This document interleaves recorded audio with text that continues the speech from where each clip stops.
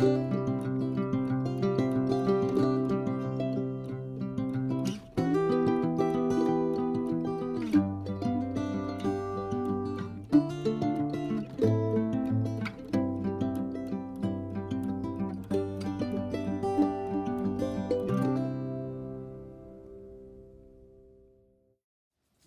thanks so much for the chance to sit together today. I really appreciate it. Could you begin by introducing yourself? Dana Mitchell. Live here on the reservation, Pleasant Point, Zubai, in Perry, Maine. We're in the amphitheater of our new school to hopefully be moving into this fall. It's been a while coming. Just finishing my 33rd year. Teaches Rafferty School, And you're 33 years ago, you were not a technology director, technology coordinator? No. What's been the pathway? It's funny.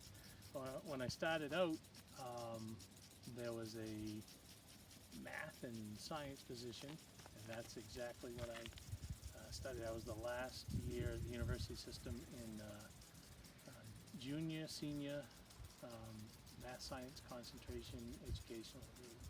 So I was excited and had secured the position through Sister Maureen and this school board here at the reservation, and was all set to go. And then midsummer there was the teacher that left, he changed his mind and come back. So he said there was an option to do language arts and or special ed. So I chose the language arts. When the MLTI began in 2002, what was your position at that time? 2002, that's when I had moved into the technology coordinator position. And I still taught some classes, but I didn't have a full classroom all the time. So I did the technical side of it, but I also was involved in after-school programming and other activities that we did at the school. So I guess I was kind of more like a catalyst connector with the classroom teachers, and anything that I did PD-wise, I brought back, and anything that I found that would enhance teachers' use of the technology. I was always looking for what are the best ways to integrate the technology into the classroom, into the educational setting. It's funny because when I was thinking, I wasn't sure what you were going to ask. When I had the classroom and it started out, I was thinking back to pre-MLTI. Sure. Passamaquoddy language is an oral language, and one of the first things when I started back in '88 was I think we had 2 computers in the school, 2 Tandys, and they weren't utilized. So I grabbed them and started a school newspaper and things like that with the kids, the 5 1/4 floppies, and then we upgraded to the Hyundai Blue Chip 286s, and it had its hard drive and everything. 40 meg hard drives. But I had experience in our Title I and special ed. They had a lot of Apple II and 2C stuff. So at that time with the Hyundai, you could put a Trackstar board in, which allowed you to do a key flip, and you had an external 5 1/4, and you had an Apple IIe in your Windows machine. So we did that for quite a few years. And then it was in the mid-90s, early 90s, they came out with a thing called SpeechStep. It's a little card you put in, had a little speaker, and we were talking about the phonetics of the language. You could phonetically create your own background dictionary language in the device, and it would kind of robotically, not, kind of mess a little bit with male, female. So that was an early attempt to try to do the technology, and we had it just about done, and the roof failed on the school and flooded out and with the equipment. And lost the work. Lost everything. I still have the white speaker somewhere, but everything else was, Was so, washed out. When the MLTI arrived, you described, and you were in a, so technology was playing a role across Yeah. the school, and at that point, Beatrice Rafferty, we're now in Zabayig, Zabayig, yeah. Zabayig, the Elementary new school. school, Yep. Zabayig Elementary School, the new one. You were at Beatrice Rafferty at that point. But the change went from access to a few devices, shared machines, to one-to-one. Yes. What kind? I'm not going to ask, did that make a difference? You and I both know it did. What difference did it make that it went to one-to-one for those 7th and then the 7th and 8th graders? Well, there was, of course, the access for the students. But one of the things early on was there was some professional development. You were involved with it. Yep. We went over to Nova Scotia. It was Yep. an invitation over to Acadia University, and we took a couple students. It's funny because this summer I was talking to one of the students, Jody, who was with us, and she has 2 kids that are in school now. And I said, "Do you remember going to Acadia?" She says, "It's funny, Mr. Mitchell." She said, "I was looking through my stuff, and she's moved quite a bit." And she says, "I still have the disc that we made up there, and a couple other things." She said, "Those are kind of special to her." And it just kind of tickled me of all the things that In a young those- person's and life. Right? Who would think? And she said, "I really enjoyed that." So that is kind of that piece from the kid. But on the adult piece, we had 2 teachers, Rhonda and Thea Burrow. And Thea was our art teacher at the time, and she was just a dynamic gal.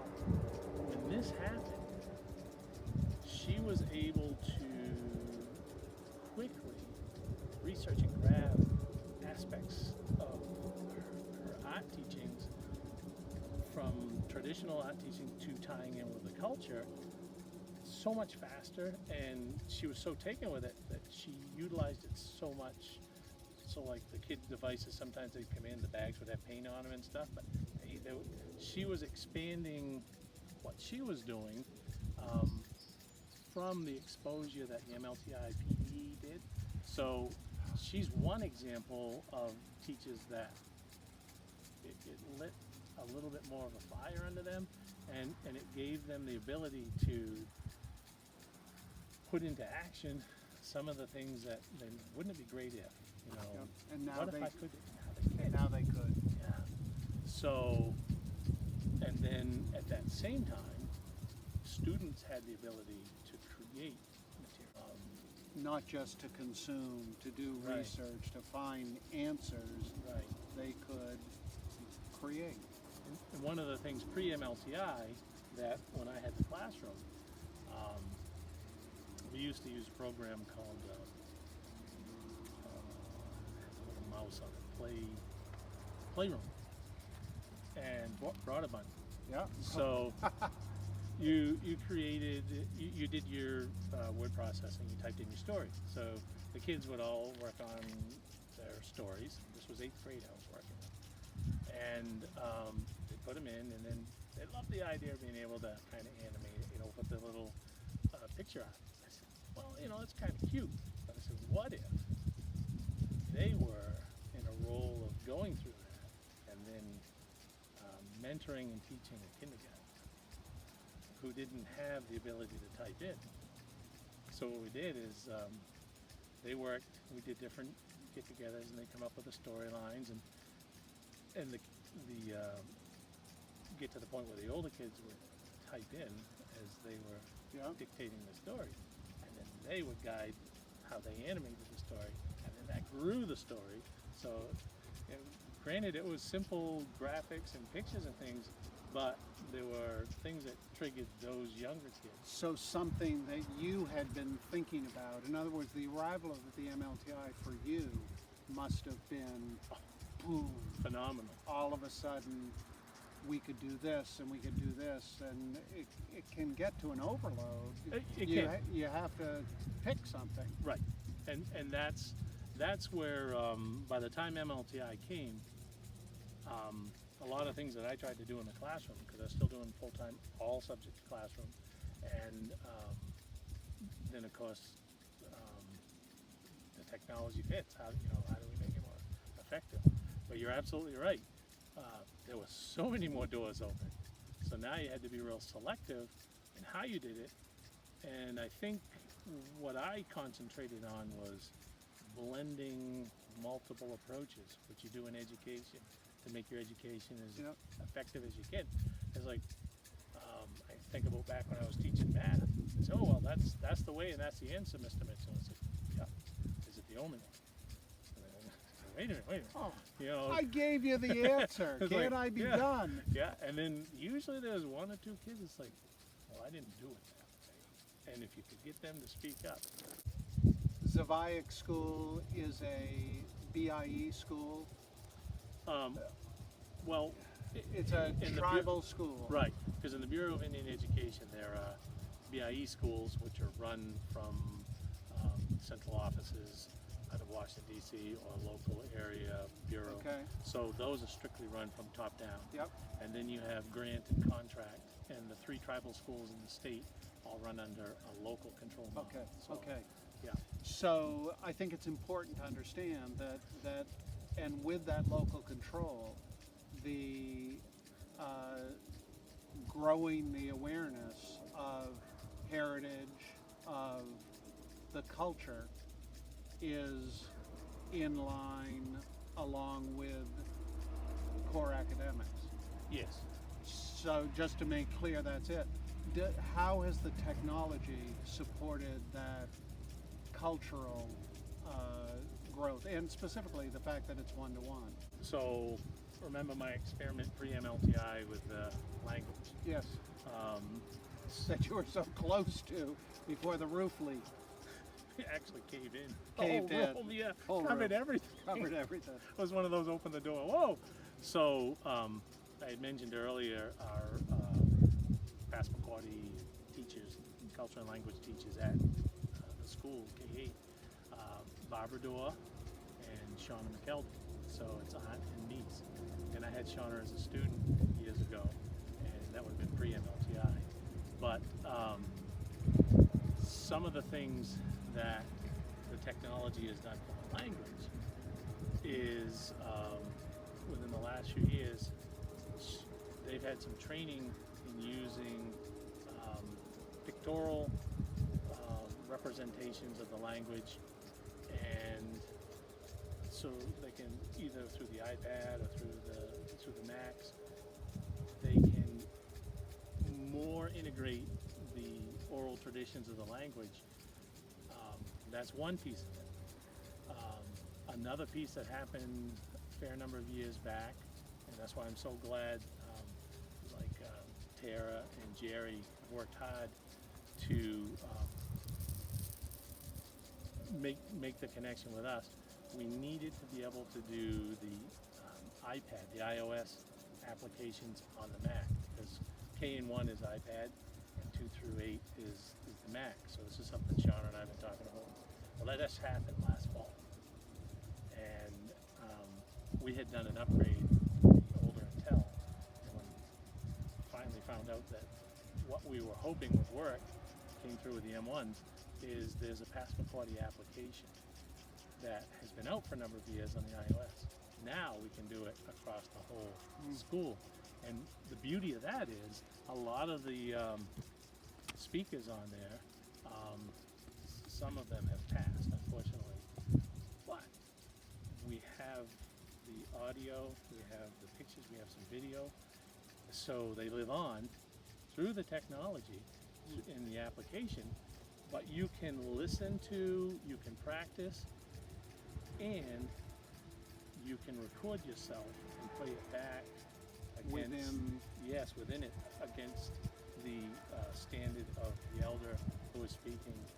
So you can hear, how close was I? Because oral languages, it's all about intonation and just little syllable change. Totally different. You can have different meanings. Yes. So the technology has done that, and then at the same time that's occurring, not within the school, but Robert Levitt from New Brunswick. Yeah. He worked with an elder here, David Francis Martin, who has passed away a few years back. But they put the dictionary, they put the language into the dictionary, and of course Robert is still alive. He connected with UNB Fredericton and the tech students there to create the Passamaquoddy portal. So it's pmportal.org. So there's another whole expansion of what's in the app, and it's the whole dictionary as it grows, and it works English to Passamaquoddy, Passamaquoddy English, and of course Maliseet as well, because Passamaquoddy and Maliseet are pretty similar and very closely connected. So the technology, which the most current technologies being used in direct support of capabilities for holding on to, and not just holding on to, because that has that historical sense Correct. of, oh, we need to go on doing whatever we're doing, but let's just not forget about this. But actually taking those cultural, those historical, those foundational realities of the community and applying them as you move forward. Do the kids engage with those tools? Yes, the one I mentioned with Shauna and Barbara, the using the iPad and the technique that they're using, they're finding a lot more engagement. And as I've gone through classrooms when they're doing it, there's a lot more participation that I've seen. And of course, the younger you get the students into that, the more it just becomes a normal flow for them. So I see it growing. So the MLTI arrived aimed at grades 7 and 8. Correct. What's the current status as far as access to technology in the K-8 school? So, and what will be when this school opens in the fall? Yep, it's neat because it did start out with the 7-8, and then of course after that we had classroom computers that were shared. Yep.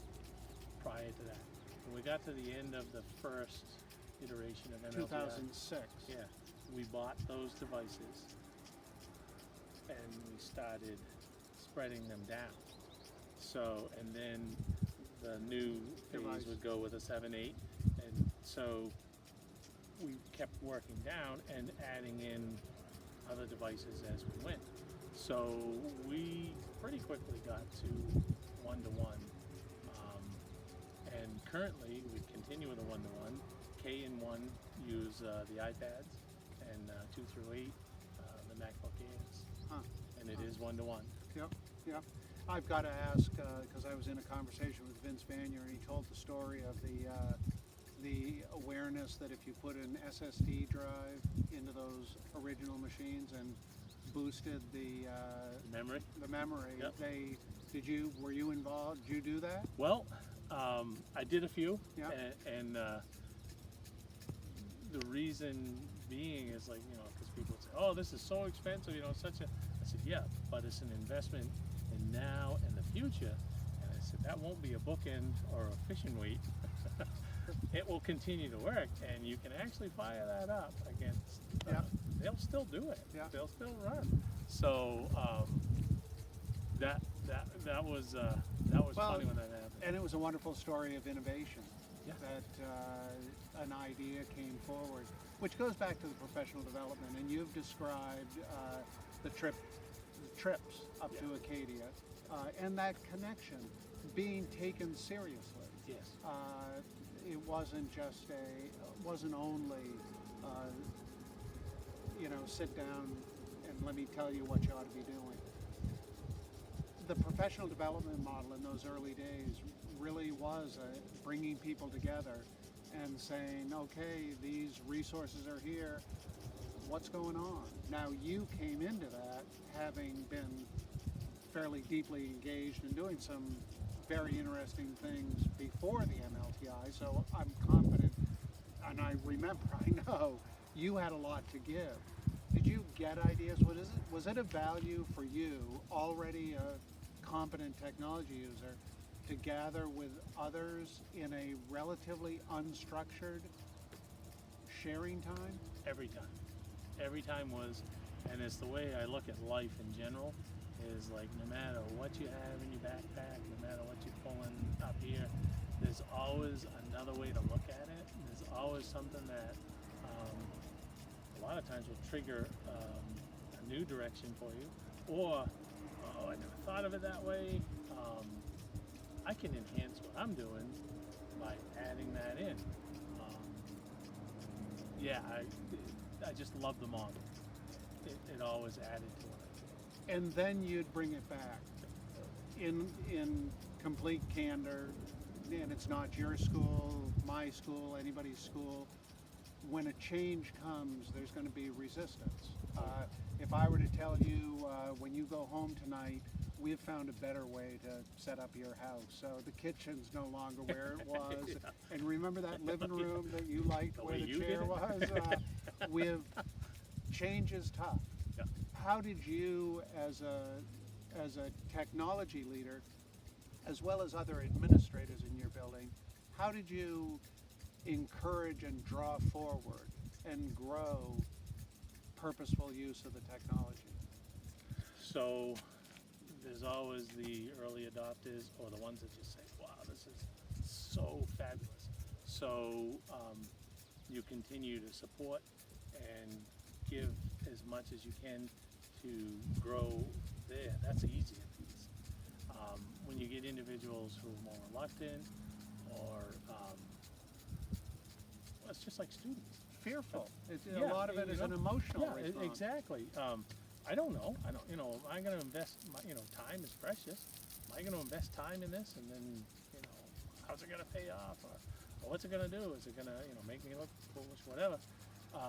We're just older students. So, what I did is try to add extra support, reinforcement. Don't look at it as a big chunk of, oh my goodness. Take bite size. One little thing. And then Let me give you one idea. and make sure that the bite size is something that, because you know the person through relationship, it's something that they can grow and succeed. As soon as you get that first success, And be of use to them. It's not, gee, I think this has to is be personal, really cool. right. It has to be. that's where the relationship's so important. And goes back to that's how good classroom teaching happens. We, and you'll remember, part of developing this idea, no doubt, that the best things happen when students and teachers met in the middle as learners. That's what you're saying. We're all learners. Yep. Do you have kids taught you Oh, yeah. anything? Can you think of an I'm- example of something some kid discovered, or a group helped you rethink? It might not have been a specific skill, but Well, there was, trying to think there was a teacher that had called me for help, and he had his whole lesson set up around initiating with a video. And trying to think, in his room, the device that he brought in didn't connect effectively with what was there. So I had just come out of a couple other rooms, kind of doing so. Keeping busy. Kind of scratching my head, and I was like, so I'm trying to think. I was like, what am I going to do? And I didn't have the connector needed for the device he had. So one of the girls, I'm trying to think, I think she was 6th grade. She goes, Mr. Mitchell, she says, you do this. She flipped her laptop open, and she went to a site, and she said, that's an educational one. So she says, you do this, you do that, and I'm watching her, and then did the share screen with the Apple TV. Boom. Is off and going. So I'm thinking, those teachable moments Yep. aren't always about just educators. She saved the day. Yeah. And I was puzzling through my old tricks and stuff, and I had never thought. She said, oh yeah, I said, I do this all the time. I do it at home, help mom, and mom was a teacher too. Right. And, you know, so I'm thinking, they're cutting the teeth on this, Right. the technology. It's like the back of the hand, Right. you know, so, no, Ah. I'm always humbled by students that, and I never put the barrier up with adults or kids, so she felt very comfortable. Hey, this Right. Mitchell, you know, and you know, it was what? It's like, oh, okay. And you walk away from that with one more solution. Let's be honest, The Dana. toolbox, that's exactly it. And that's why I tell the kids every day. I said, you're building your toolbox for life. Right. And I said, it's never closed and it's never full. I said, you're always adding to it. I said, you're gonna add to it, and people are gonna come along and they're gonna help you. I said, but it's your toolbox. Yep. You carry it, and you Yeah. only lose what you give up. So. Dana, the arrival of the MLTI was that huge innovation, ground mover, literally, and informed not just Maine, not just the United States, but literally the The world. world, yeah. Other innovations will come. And I guess that's what it is about innovations. It's hard for me to even conceptualize what that next innovation may be, but there will be something.